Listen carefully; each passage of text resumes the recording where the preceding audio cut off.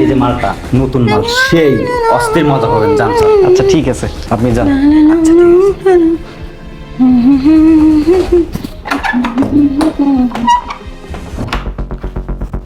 এই শোন, আমার হাতে সময় নেই, আমি কাউন্টারে টাকা দিয়ে এসেছি, যা করবি তাড়াতাড়ি কর।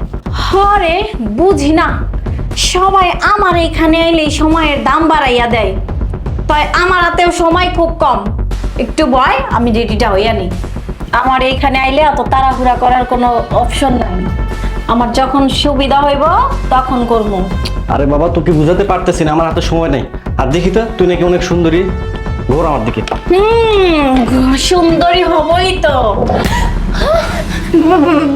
ভাইয়া তুমি এখানে? এই আমার কথা বাদ দে, আগে বল তুই কেন পতিতালয়? জানিস আমরা তোকে কত জায়গায় খুঁজেছি, আমি অনেক জায়গায় খুঁজেছি রে তোকে, কিন্তু আমি পাইনি। সব জায়গায় খোঁজা শেষ করে আমি পতিতালয় খোঁজা শুরু করি। ঢাকা শহরে এমন কোনো পতিতালয় নাই যেখানে আমরা তোকে খুঁজিনি। আমি তোকে খুঁজিনি, জানিস? তোকে না পেয়ে আজকে আমাদের বাবা আর দুনিয়াতে নাই রে। বাবা কান্না করতে করতে দুনিয়া থেকে শেষ হয়ে গেছে।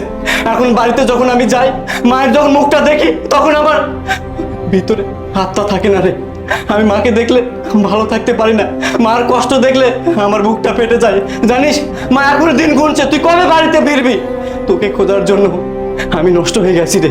বাংলাদেশের প্রত্যেকটা জায়গায়, প্রত্যেকটা জেলায়, প্রত্যেকটা বিভাগে আমি গিয়েছি, তোর খোঁজার চেষ্টা করেছি, কোথাও তোকে আমরা খুঁজে পাইনি। এই তুই কেন পতিতালয়ে আসছিস বল? বুঝতে পেরেছি, টাকার জন্য, তাই না?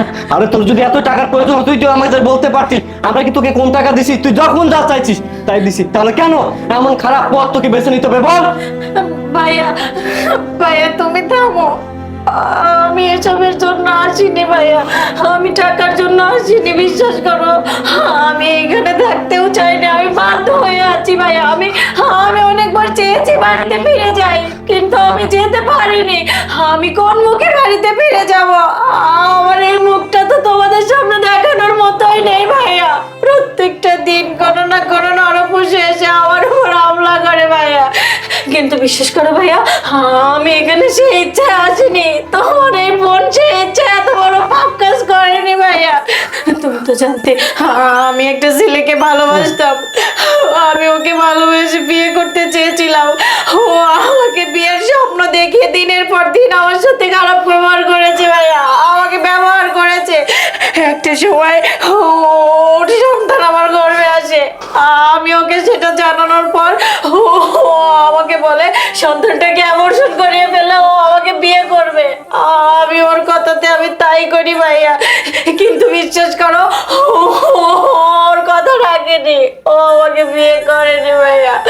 না করে আমাকে নরকে এনে ফেলে রেখে গেছে ভাইয়া।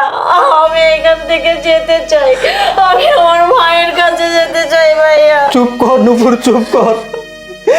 তোর কথা শুনে আমার কলিজাটা ফেটে যাচ্ছে রে। জানিস মা তোকে দেখার জন্য এখনো পথ চেয়ে বসে আছে। আর তোর আর এখানে থাকতে হবে না, তোকে আমি এখনই নিয়ে যাবো। চল বোন, চল চল। চলো।